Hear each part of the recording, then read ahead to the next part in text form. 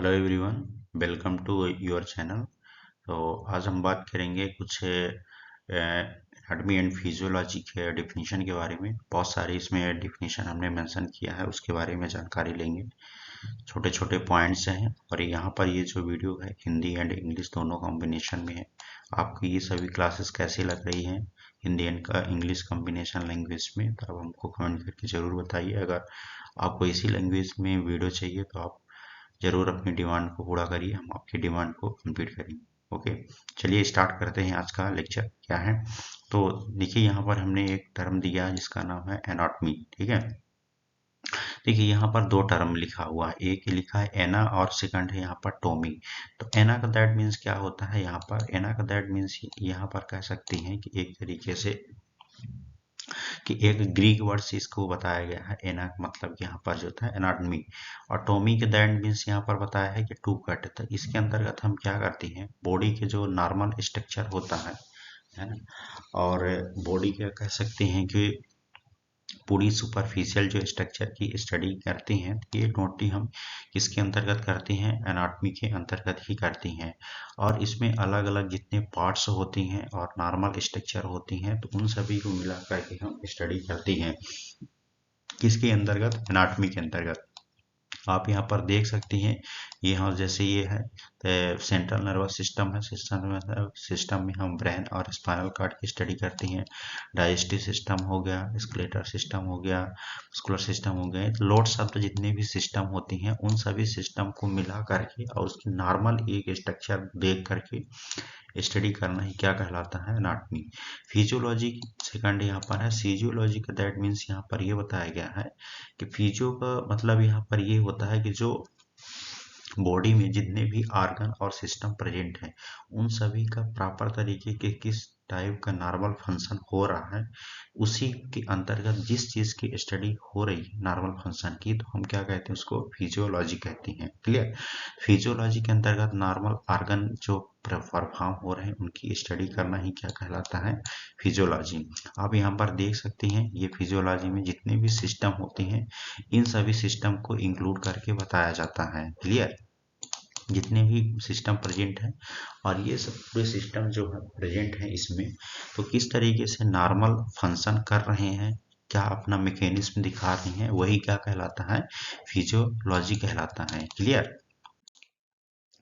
Next यहाँ पर समझते हैं जो टर्म दिया गया है ग्रास एनाटॉमी। ठीक है ना, ग्रास एनाटॉमी का दैट मीन्स क्या होता है कि ऐसी एनाटॉमी जिसके अंतर्गत ऑर्गन को नेकेड आई से आप देख सकते हैं। ठीक है ना, और नेकेड आई से देख करके उसकी मॉर्फोलॉजी, प्रॉपर्टीज और नॉर्मल किस तरीके से शेप और साइज अपीयर हो रहा है, तो उसी को हम क्या कहते हैं, ग्रास एनाटॉमी। क्लियर।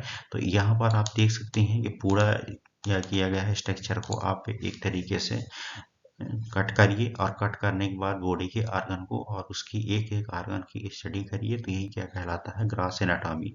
डेफिनेशन क्या बोल रही है, किसी ऑर्गन को नेकेड आई से देखने पर उसकी प्रॉपर्टीज या मॉर्फोलॉजी की स्टडी ग्रास एनाटॉमी कहलाती है। क्लियर।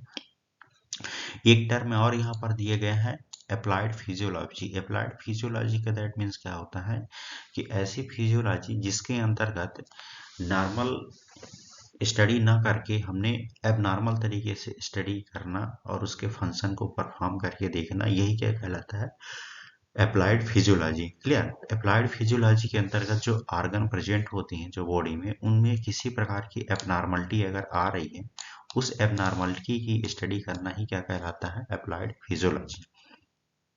नेक्स्ट है हिस्टोलॉजी। हिस्टोलॉजी नाम से पता चल रहा है, दो टर्म यहाँ पर जुड़े हुए हैं, एक है हिस्टो और सेकंड है लॉजी। हिस्टो का दैट मीन्स क्या है, यहाँ पर बताया गया है टिश्यू, और लॉजी का दैट मीन्स क्या होता है, लॉजी का दैट मीन्स होता है टू द स्टडी ऑफ। तो मतलब कि बॉडी में जितने भी टिश्यू प्रेजेंट है और उन टिश्यू का है फर्दर आप एक माइक्रोस्कोपी करिए नॉर्मल तरीके से और उसको परफॉर्म करके देखिए। जो नॉर्मल आप टिश्यू की स्टडी करेंगे और उसके स्ट्रक्चर और सेल्स को परफॉर्म करके देखेंगे, वही क्या कहलाएगा, हिस्टोलॉजी। ठीक है, तो हिस्टोलॉजी की डेफिनेशन क्या कहलाएगी कि to the study of the normal structure of the tissue, जो टिश्यू है उसकी नॉर्मल स्ट्रक्चर स्टडी करना ही क्या कहलाता है, तो है हिस्टोलॉजी। सेकंड यहाँ पर है हिस्टोपैथोलॉजी। हिस्टोपैथोलॉजी दैट मीन्स क्या है, यहाँ पर तीन टर्म जुड़ा है, एक हिस्टो है, सेकंड पैथो है और थर्ड यहाँ पर लॉजी है। क्लियर। तो यहाँ पर ये बताया गया है कि जो हिस्टो है, तो हिस्टो का दैट मीन्स क्या हो गया, टिश्यू। क्लियर। और पैथो का मीन्स क्या होता है, डिजीज, मतलब कि जहाँ पर बीमारी उत्पन्न हुई है। और लॉजिक मीन्स स्टडी ऑफ। इसकी डिफिनेशन यही हो जाती है कि to the study of the disease part of the tissue, या कि disease part of the cells is examine involve tissue and the under the cells of the microscopy. ठीक है। दैट मीन्स यहाँ पर ये है कि कोई ऐसा टिश्यू जिसमें किसी प्रकार की क्या हो गई है, डिजीज हो गई है या कि एबनॉर्मलिटी आ गई है, तो उसको आप क्या करिए, माइक्रोस्कोपी के रूप में ऑब्जर्व करके देखिए, एग्जामिन करिए। यही क्या कहलाता है, हिस्टोपैथोलॉजी। हिंदी में भी दिया गया है, आप हिंदी में पढ़ सकती हैं क्या डिफिनीशन दी गई है। इंग्लिश में मैं पढ़ के बता देता हूँ कि diagnosis and study of the disease of the tissue and involve examine the tissue and the under the cells microscopy, मतलब कि सेल्स और टिश्यू का आप एग्जामिन करिए एक एबनॉर्मल तरीके से।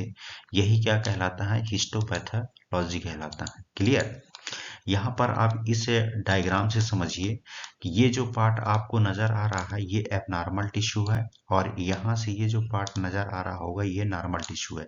आप खुद ही समझ सकती हैं कि यहाँ पर ये जो एक तरीके से ये पार्ट दिया गया है, यहाँ पर ये पूरा पार्ट जो दिया गया है, यहाँ पर ये पूरी कैंसरस सेल्स का है और टिश्यू का है बताया गया है। क्लियर। जब माइक्रोस्कोपी में करके देखा गया तो ये पूरी टिश्यू आपको कैसे दिख रही है, कैंसरस के फॉर्म में दिख रही है। जबकि यहाँ पर आप देखिए कि ये टोटली आपको एक नॉर्मल सिंगल लाइन दिख रही होगी, और ये टोटली कैसी है, एब नॉर्मल तरीके न छोड़ कर ये यहाँ पर नॉर्मल जो सेल्स और टिश्यू प्रेजेंट है उसकी बताया गया है। क्लियर। तो यहाँ पर जो सेल्स प्रेजेंट है तो ये नॉर्मल टिश्यू के सेल्स प्रेजेंट है, और यहाँ पर जो सेल्स और टिश्यू प्रेजेंट है तो ये एबनॉर्मल टिश्यू प्रेजेंट है। इस तरीके से आप बता सकती हैं कि एबनॉर्मल जहाँ पर टिश्यू और सेल्स रहेंगे तो उसकी स्टडी आप हिस्टोपैथोलॉजी के अंतर्गत कर सकती हैं, जबकि जहाँ पर नॉर्मल टिश्यू दिखेंगे तो वहाँ पर आप हिस्टोलॉजी की स्टडी कर सकती हैं। क्लियर। चलिए और टर्म देखते हैं यहाँ पर।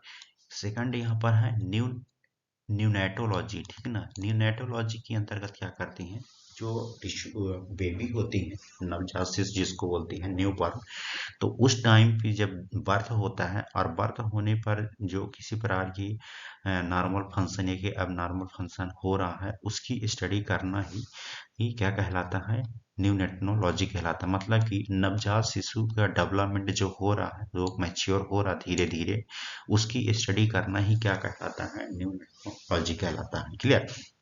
देख सकते हैं यहाँ पर ये बेबी है और बेबी कितना सुंदर है जो आपको नजर आ रहा होगा। क्लियर।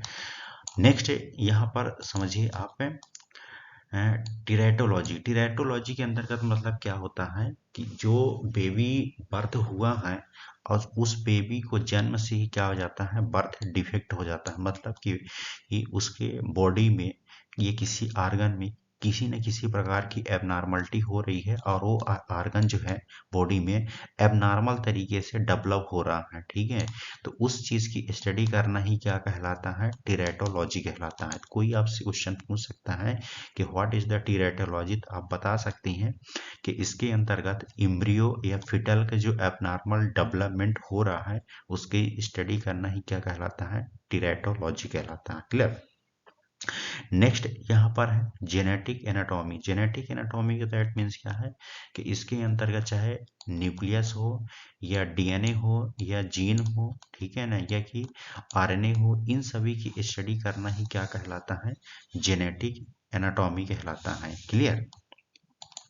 तो ये चीज आप समझ सकते हैं। छोटी सी यहाँ पर एक क्लासेस थी जो आपके लिए हमने अवेलेबल किया है, और इसमें बहुत सारे ब्रांचेस इसके हैं। नेक्स्ट वो लेक्चर में हम कंप्लीट करेंगे।